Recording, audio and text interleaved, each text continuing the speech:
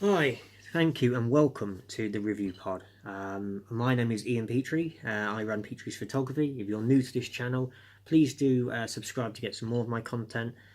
We are focusing on anything we can do to review to help anyone in any industry. We're focusing at the moment on photography related things in the photography industry, but we are moving into makeup and makeup tutorials as well as gaming and other aspects as well.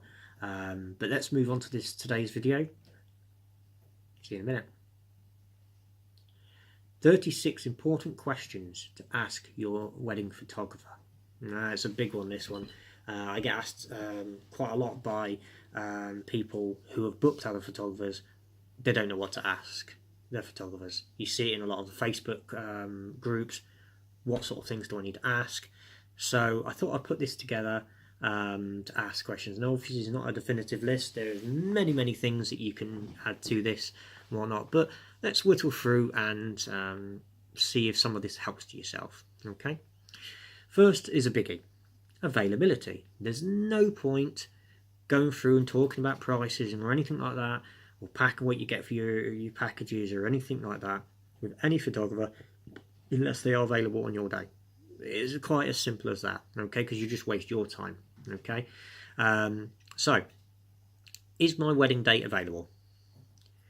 Will you be the one shooting my wedding? It's quite an important one because there are some photographers out there that have teams of photographers.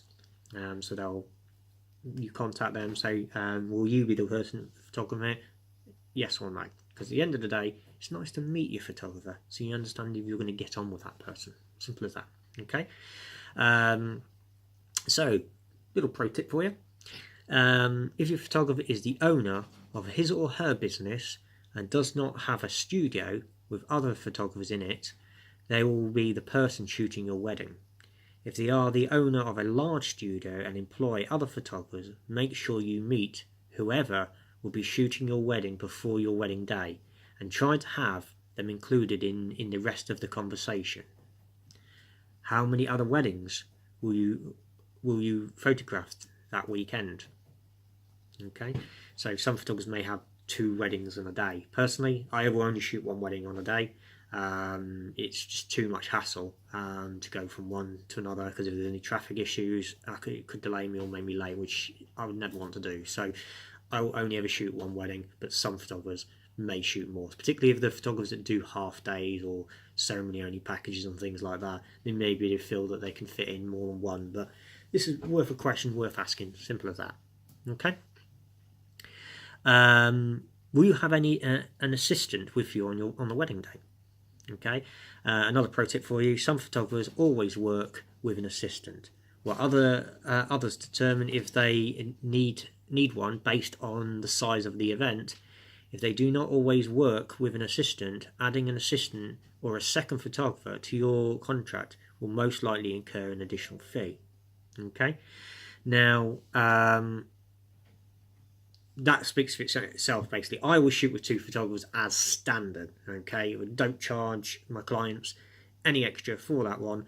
For the whole reason is, one, during the group sessions, I can use them to help marshal everyone into a position where we need them to be, okay? If there's anyone already nipped off to the bar or to the loo and all that, we can have someone there direct them where they need to be for those group shots. We can get those all out of the way as quickly as possible, and then you can get on with the rest of your day without as minimal interruptions as possible. But also, during the ceremony, as a photographer, we can't always move. So we generally are to the left or to the right of your bride and groom facing each other. So we might get the back of one head and the face of the other person. Well, if you've got 2 photographers, you're covering both sides, so no one's left out, so to speak. If you've only got 1 photographer, we may be limited of what shots we can get, and unfortunately that's not our fault. That is down to the registrar's rules that we have to abide to. Simple as that. Okay, so one worth considering. Okay, background checks. So how long have you been shooting weddings? How many weddings have you photographed? Do you often shoot weddings that have a similar size and style of the one that you're planning? Okay. Can we see full galleries? You know, ask if they've got albums. Ask them if they can see a full album, whether it's a digital one or a printed one. You can ask to see those. Pro tip on that is, unlike an album or a highlighted gallery, a full gallery will give you a better sense of the photographer's style, as well as his or her attention to detail. Make sure that those are from weddings they've shot in the past few months, so they're as accurate representation as possible. Because there's no point seeing an album that is 2 years ago, because that photographer should have improved within that period of time, so their work should be much, much better. Simple as that. Okay, but that will give you an idea anyway. Okay.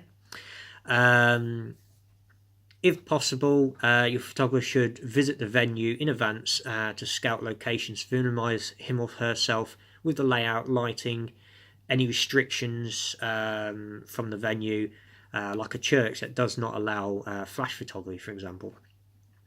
Where appropriate, it is a great idea to meet them there to discuss shoot ideas around the venue as well. Okay, this is something I always do. I always meet my clients at the chosen venue a few months beforehand, purely so we can discuss areas of shots, because then on the day we know exactly where we're going. It speeds things up, and we're not going on the day and going, okay, let's try this area, oh, it's not suitable, let's move in. You're forever moving about and not actually doing anything valuable, so it just speeds things up in that respect as well. Okay, style. Okay, so how would you describe your photography style? What would you compare your work to? Some simple questions there. Not everyone's keyed up on style nowadays, I find, though. You know, they don't necessarily realise how many different photography styles there are with wedding photography, whether it's candid, documentary, cinematic, etc., etc. What is it, the style that you want? That's what you want to be asking, and you want to be matching the right photographer, the right styles that you like as well. Okay. Pricing and packaging. Oh, this is a biggie. Okay. What is included in your standard package? What add-ons do the more expensive packages include? Can I customize a package to fit my needs? Okay. Many photographers offer add-ons, from engagement sessions to albums, that will allow you to get the coverage that works best for you. Do you include engagement photos in your packages? What about pre-wedding events, like rehearsals, dinners? How many hours are included in each package? How much do extra hours cost? A little tip for you: if your photographer's base package is a 6-hour package, okay, you may want to add some extra time so they can capture getting ready shots, or stay until after dinner to get some pictures of everyone dancing and the evening guests arriving. Do you offer a photo booth? Is a big one now as well. Do you offer retouching, colour adjustments, or other corrective services? Are those included as additional charges? Now, personally, that one I think should be as a standard for any photographer. Should be doing all that anyway. But unfortunately, there are some photographers that don't edit images, okay, or very little images. There are some photographers out there who will tell you need to choose 100 or 150 images, and they'll edit only those. Personally, I want to get between 300 to 600 images to my client edited.